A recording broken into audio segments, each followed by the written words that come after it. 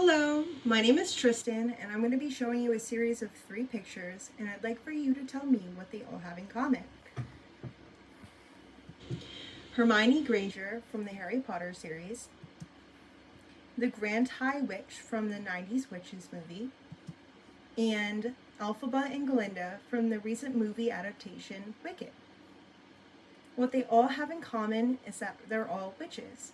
I've had a huge fascination in witches my entire life, having seen the Wizard of Oz movie, going to see the Wizard of Oz and Wicked on Broadway, and having read the entire Harry Potter series and watched the movies has driven my fascination throughout my entire life.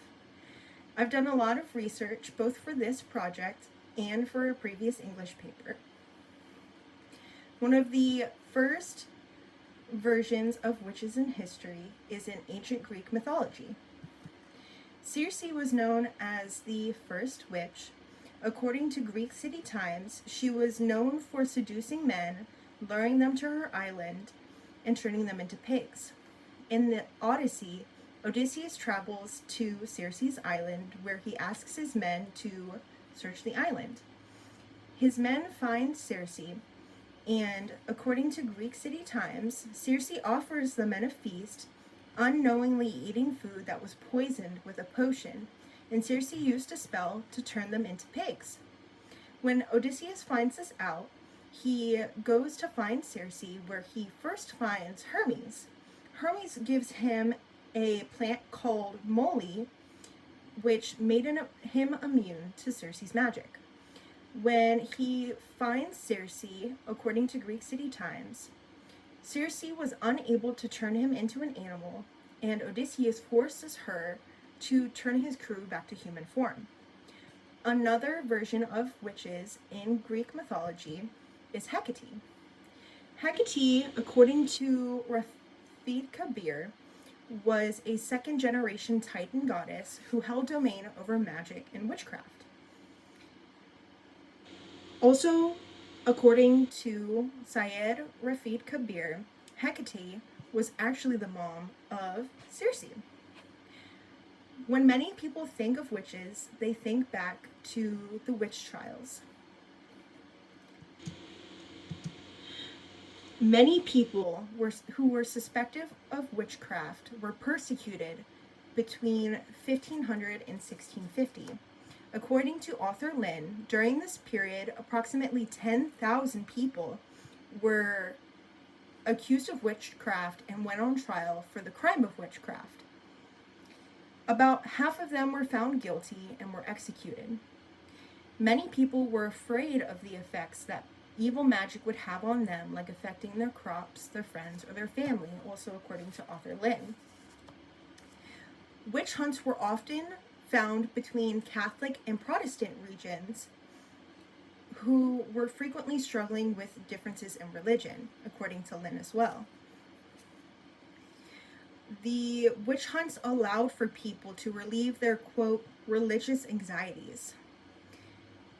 Also, according to Lynn, a region with a large number of impoverished people or others, such as Jews or Gypsies, ran a higher risk of witchcraft.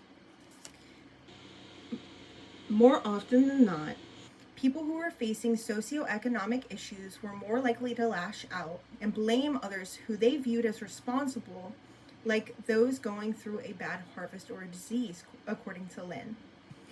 In the Salem witch trials, the first woman who was prosecuted, according to Arthur Brooks, while Bishop wasn't the first woman accused of witchcraft, she was the first prosecuted for witchcraft, because the jury was able to easily convict her because of the prejudice people held against her. A quote in Brooks's article from Cotton Mather, who later wrote of the trial, captured the quintessence of the proceedings when he remarked, "There was little occasion to prove the witchcraft, it being evident and notorious to all beholders. Bridget Bishop was pre-doomed by popular opinion and prejudice." While the views of witches and witchcraft were very negative during those times, today the term witch means a lot of different things. Witches in modern times have reinvented the idea of what it means to be a witch. Wicca is a form of religion that highlights, quote, ritual and individual spiritual practice, according to Berger. It centers a lot around manifesting, the power of manifesting, like for a new car, a better job opportunity, or even good luck. A quote from Berger: there is currently an increase in the U.S. of those with no formal religious affiliation, with just over a quarter of all Americans considering themselves spiritual but not religious. Frances D. Denny, a descendant of one of the judges during the Salem witch trials and a woman who was accused of witchcraft but then acquitted, sees being a witch as part of someone's identity, that being a witch connects someone to a motherly archetype, in Wheeling's article. She posted and made a series of artwork to show different women and how they express themselves and being a witch. This is a work called Shine from that work. Kiwi and Karen. As you can see, all of these women express themselves in different ways, even though they're all witches. A quote from Frances Denny: it's about finding alternative systems for processing the world around you, for connecting to the earth, and for healing something in yourself or something in somebody else.